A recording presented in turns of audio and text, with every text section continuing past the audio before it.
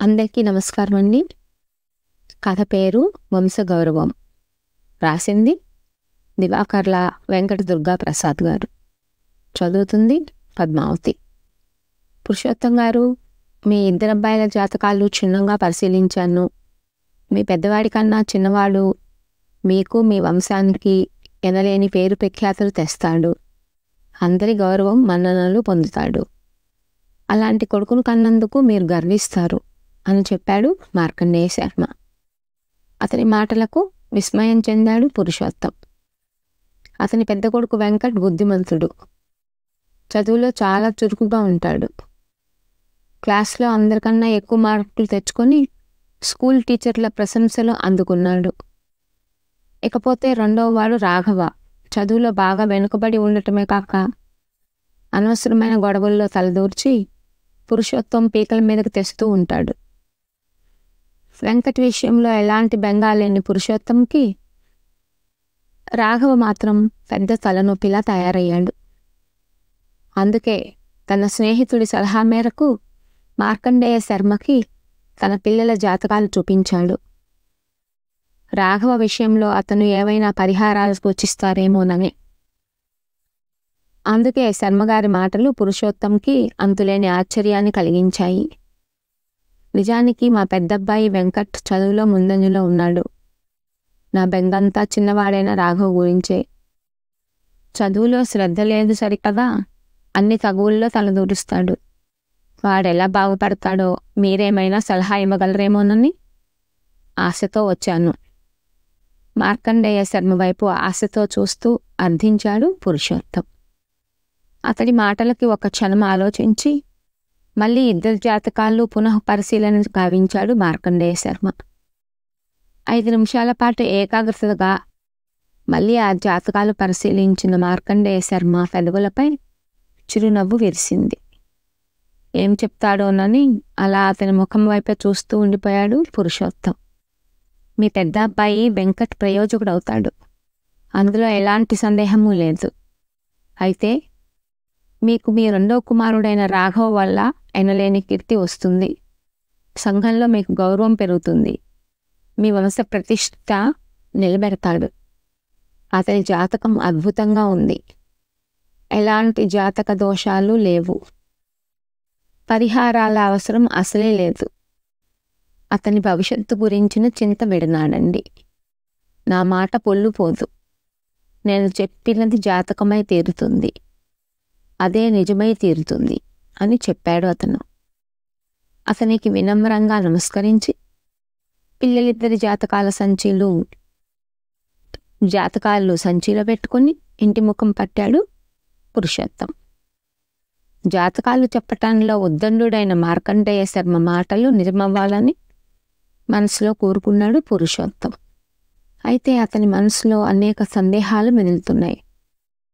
పెద్దవాడిలానే చిన్నవాడు కూడా ప్రయోజకుడైతే తనకు అంతకన్నా ఏం కావాలి? శర్మగారి మాటలు పురుషోత్తంలో ఆశలు రేకెత్తిస్తున్నా అది ఎలా సాధ్యమో ఎంతమాత్రం బోధపడటం లేదు. చదువులో అంతంత మాత్రంగానే ఉన్నా ఊళ్ళో ఎక్కడ గొడవ జరిగినా అందులో తలదూరుస్తూ ఉంటాడు. నెల రోజుల క్రితం రాఘవ తన తోటి విద్యార్థిని కొట్టాడని స్కూల్ నుండి ఫిర్యాదు వస్తే తల దించుకొని అందరి మాటలు పడవలసి వచ్చింది. చివరికి స్కూల్ ప్రిన్సిపాల్ కూడా తనని గట్టిగా హెచ్చరించాడు. ఇలాగైతే మీ వాడిని స్కూల్ నుండి పంపించివేయాల్సి ఉంటుంది. మీ పెద్దవాడికి వీడికి ఎంత తేడా? రాఘవని మీరు అదుపులో పెట్టుకోండి అని తీవ్రంగా హెచ్చరించాడు. ఆ విషయంలో రాఘవని మందలిస్తే నేనేం తప్పు చేయలేదు నాన్న. అనీష్ చాలా అల్లరబ్బాయి. గోపాలని కావాలని తోశాడు. పాపం గోపాలకి పోలియో వల్ల ఒక కాలు చచ్చుబడిపోయింది. నేను మందలించాను అంతే. ముందు నేను కొట్టలేదు. వాడే నన్ను రెచ్చగొట్టడంతో బుద్ధి చెప్పవలసి వచ్చింది అన్నాడు. ఏం చెప్పాలో ఒక్క క్షణం అర్థం కాలేదు పురుషోత్తంకి. అయినా అనీష్ సర్పంచ్ గారు అబ్బాయి. పెద్దవాళ్ళతో కానీ వాళ్ళ పిల్లలతో కానీ తగవులు పెట్టుకోకూడదు. ఇక ముందు ఇలాంటి గొడవలు మాత్రం చెయ్యకు అన్నాడు. కళ్ళ ముందు అన్యాయం జరుగుతూ ఉంటే ఎలా చూస్తూ ఊరుకుంటాను నాన్న? అన్నాడు రాఘవ. పెద్దవాళ్ళు చెప్పే నీతికి నడవడికకి పొంతన లేదన్న భావం వాడి కళ్ళల్లో ప్రస్ఫుటంగా కనపడింది పురుషోత్తంకి. రాఘవ మాటల్లో నిజం ఉన్నా ఈ తెలివితేటల్ని చదువుల్లో ఉపయోగించు, బాగుపడతావు. అన్నను చూసి గిన్నె తెచ్చుకో, అంతేకాని మనకు సంబంధం లేని విషయాలను తలదూర్చకు అని మాత్రం అనగలిగాడు పురుషోత్తం. అయితే ఆ తర్వాత కూడా చాలాసార్లు రాఘవ ప్రవర్తన వల్ల సంజాయిషీలు ఇచ్చుకోవాల్సి వచ్చింది అతనికి. రేషన్ డిపో షాహుకారులతోనూ, వార్డు మెంబర్ మస్తాన్ రావుతోనూ, కాంట్రాక్టర్ కనకరావుతోనూ మాటలు పడవలసి వచ్చింది పురుషోత్తంకి రాఘవ కారణంగా. లిక్కర్ షాప్ ఓనర్ ఓబులేస్ అయితే చాలా అవమానకరంగా మాట్లాడాడు. ఎప్పుడు ఏ ఘనకార్యం చేసి కొంప మీదకు తెస్తాడో అర్థం కాని పరిస్థితి నెలకొంది. రాఘవ కారణంగా బంధువర్గంలో పలచనయ్యాడు. స్నేహితుల మధ్య కూడా పరువు పోయింది పురుషోత్తంకి. అలాంటి రాఘవ తనకి తలవంపులు కాక తలెత్తుకుని ఎలా చేస్తాడో ఏమాత్రం బోధపడలేదు పురుషోత్తంకి.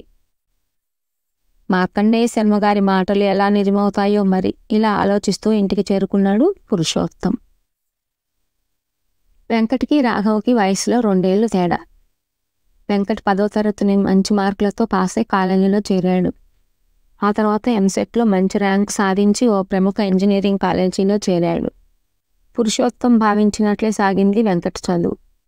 క్యాంపస్ సెలక్షన్లో 6 అంకెల జీతంతో మంచి ఉద్యోగం కూడా సంపాదించుకున్నాడు. బెంగళూరులో ఉద్యోగంలో చేరాడు వెంకట్. 2 ఏళ్ల తర్వాత అమెరికా ఆఫర్ వస్తే వెళ్ళాడు.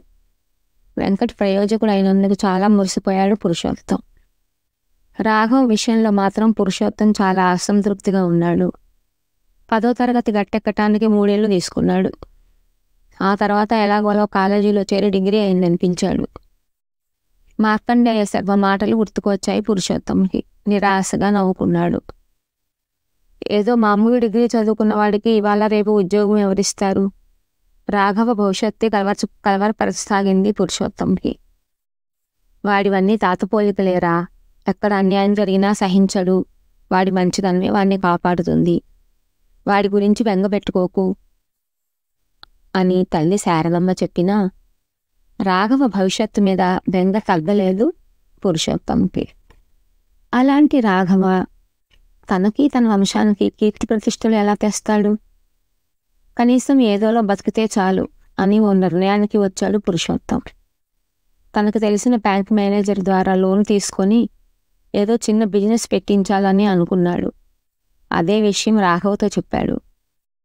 నాన్న, నాకు బిజినెస్ చేయటం ఇష్టం లేదు. నేను ఆర్మీలో చేరతాను, ఆర్మీ సెలక్షన్కి వెళ్తాను అని రాఘవ చెప్పేసరికి ఒక్కసారి మానపడిపోయాడు పురుషోత్తం. రాఘవ ఆర్మీలో చేరాలన్న నిర్ణయం ఎప్పుడు తీసుకున్నాడో అర్థం కాలేదు అతనికి. ఆర్మీలో చేరటం ఎందుకురా? హాయిగా ఇంటి పట్టు నుండి ఒక దుకాణం పెట్టుకొని హాయిగా ఉండక. నాకు తెలిసిన బ్యాంక్ మేనేజర్కి చెప్పాలే, బిజినెస్ కోసం లోను అతను ఇప్పిస్తాడు అన్నాడు. ప్రతి యువకుడు అలా అనుకుంటే మన దేశానికి రక్షణేది నాన్నగారు. సైనికుడు సరిహద్దుల్లో కాపలా కాస్తేనే కదా దేశంలో శాంతి సౌఖ్యాలు వెల్లివిరిసేది. భరతమాతకు నా అవసరం చాలా ఉంది నాన్నగారు అని రాఘవ అంటుంటే ఏమన్నాలో తోచలేదు సరికి పురుషోత్తంకి. తనలాంటి పెద్దవాళ్ళు వల్లించే ఆదర్శాలకి ఆచరణలకి పొంతన లేదని మాత్రం అర్థమైంది. చూడు రాఘవ, అన్న ఎలాగూ విదేశాలకు వెళ్ళిపోయాడు. కనీసం నువ్వైనా మా దగ్గర ఉండకపోతే చివరి రోజుల్లో మిమ్మల్ని ఎవరు చూస్తారు? చివరి అస్త్రం సంధించాడు పురుషోత్తం. అయినా ఏమాత్రం చలించలేదు రాఘవ. తన నిర్ణయం మార్చుకోలేదు. తల్లి అనసూయమ్మ కన్నీళ్లు కూడా రాఘవ నిర్ణయాన్ని మార్చలేకపోయింది. అమ్మా, నాన్న, మీలా అందరూ అనుకుంటే మన దేశాన్ని రక్షించేదెవరు? అందరూ సాఫ్ట్వేర్ ఇంజనీర్లు అవుదాం, పెద్ద పెద్ద ఉద్యోగాలు చేద్దాం అనుకుంటే సైన్యంలో చేరేదెవరు? మన దేశాన్ని శత్రువుల నుండి రక్షించేదెవరు? ముష్కరుల బారి నుండి సైనికుడు రక్షించకపోతే మీలాంటి ఎంతోమంది గతి ఏమిటి? ఆలోచించండి. తాతగారు కూడా ఆర్మీలో ఉన్నప్పుడు యుద్ధంలో శత్రువులతో వీరోచితంగా పోరాడారు కదా. అతనే నా హీరో. అతని బాటలోనే నేను నడవాలనుకున్నాను. నన్ను ఆపవద్దు అన్నాడు. శాంతమ్మ మనవడి వైపు సజ్జల నయనాలతో చూసింది. మీ తాతగారి పేరు నిలబెట్టాలిరా మనవడా, మన భారతదేశపు ముద్దుబిడ్డవు నువ్వు అని మనసారా దీవించింది ఆమె. రాఘవ ఒకప్పుడు చదువులో వెనకబడి ఉండినా ఇప్పుడు మాత్రం ఆర్మీ టెస్ట్లో పాస్ అయ్యాడు. ఉద్యోగంలో జాయిన్ అయ్యాడు. ఆ తర్వాత రోజులు చక్కచక్క గడిచిపోసాగాయి. పొరుగు దేశాలతో ఉద్రిక్తలు చెలరేగినప్పుడల్లా పురుషోత్తం అనసూయ దంపతుల గుండెల్లో గుబులు రేగుతూనే ఉంది. ఎప్పుడు ఎలాంటి వార్త వినవలసి వస్తుందో అని. వెంకట్ అమెరికా వెళ్ళిన కొత్తలో ఇంటికి డబ్బులు పంపించినా రాను రాను ఆ విషయమే మర్చిపోయాడు. అమెరికాలో కొడుకు పెద్ద ఉద్యోగం చేస్తున్నాడని చెప్పుకోవటమే కానీ దాని వలన పురుషోత్తంకి దక్కిన ప్రయోజనం శూన్యం. ఎలాగో వెంకట్ చదువుకైన అప్పు మాత్రం తీరింది. మరో 2 ఏళ్లకి అక్కడే తనతో ఉద్యోగం చేస్తున్న బెంగాలీ అమ్మాయిని వివాహం కూడా చేసుకున్నాడు. వాళ్ళ పెళ్లికి ఎవరూ వెళ్ళలేకపోయారు. ఇంటికి రావటానికి కూడా వీలు లేనంత బిజీగా తయారయ్యారు వాళ్ళిద్దరూ. ఫోన్లో మాటలు కూడా అంతంత మాత్రమే. సరిగ్గా ఇదే సమయంలో మన శత్రు దేశంతో కార్గిల్ కార్చిచ్చు వ్యాపించింది. ఇరు దేశాల మధ్య యుద్ధ మేఘాలు కమ్ముకున్నాయి. ఇప్పుడు ఏం వార్త వినవలసి వస్తుందేమోనని గుండెలు అరచేత్తో పట్టుకుని జీవిస్తున్నారు పురుషోత్తం దంపతులు. అయితే శారదమ్మ మాత్రం నిబ్బరంగా ఉంది. కొడుకు కోడలికి ధైర్యం నూరిపోసేదామా. అయినా పురుషోత్తం దంపతుల మనసులో ఆందోళన తగ్గలేదు. క్షణమొక యుగంలా గడుపుతున్నారు. చివరికి యుద్ధం ముగిసింది. రాఘవ సురక్షితంగా ఉన్నాడని తెలిసి ఊపిరి పీల్చుకున్నారు ఆ దంపతులు. ఒకళ్ళ కన్నీళ్ళు ఒకరు తుడుచుకున్నారు.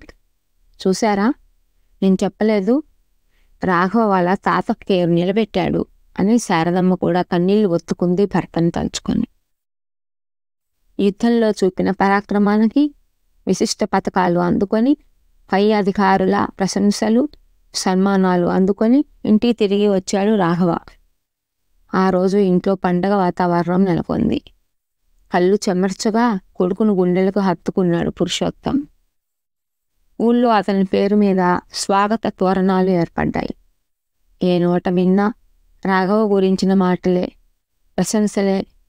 ఆ ఊరి నుండి యుద్ధంలో పాల్గొని వీరోచితంగా పోరాడిన ఏకైక సైనికుడిగా రాఘవ అందరి మన్ననలను అందుకున్నాడు. తర్వాత అందరూ అతని తాతగారిని గుర్తించుకున్నారు. ఏ స్కూల్ నుండి అయితే ప్రిన్సిపాల్ పంపించేస్తానని బెదిరించాడో అదే స్కూల్లో రాఘవ సన్మానానికి ఏర్పాట్లు జరిగాయి. ప్రభుత్వం తరపున జిల్లా కలెక్టర్ రాఘవని ఘనంగా సన్మానించటం చూసిన పురుషోత్తం, అనసూయ దంపతుల కళ్ళు చెమర్చాయి. శారదమ్మ సంగతి చెప్పనే అక్కర్లేదు. రాఘవన్ని విమర్శించిన వాళ్ళే ఇప్పుడు ప్రశంసలు కురిపించసాగారు. తిట్టిన వాళ్ళ చేతే పొగడబడ్డాడు. పురుషోత్తమ ఆనందానికే అంతులేదు. రాఘవ తన వంశ గౌరవం, తాత కీర్తి